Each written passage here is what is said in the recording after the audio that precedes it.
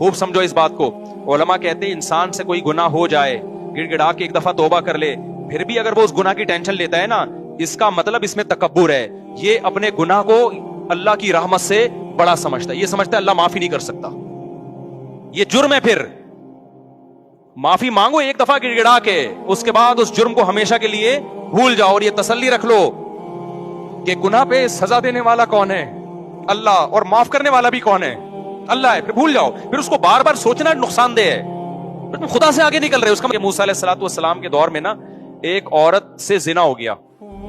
اس نے آ کے موسیٰ علیہ السلام سے پوچھا کہ مجھ سے ایک بہت بڑا جرم ہو گیا ہے, آپ اللہ سے پوچھیں کہ اگر میں توبہ کروں تو کیا وہ جرم معاف ہو جائے گا؟ موسیٰ علیہ السلام نے اللہ میاں سے جا کے پوچھا, اللہ میاں نے کہہ دیا ہاں بھائی, اس سے کہو کہ اللہ کے سامنے گڑ گڑا کے توبہ کر لے, معاف ہو جائے گا.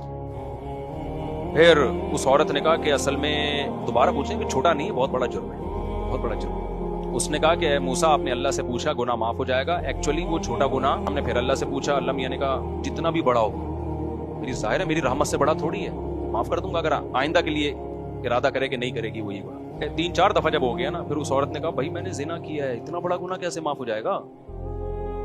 تو موسیٰ علیہ السلام نے اللہ سے جا کے پوچھا, اللہ نے کہا اب نہیں ہوگا, اب معاف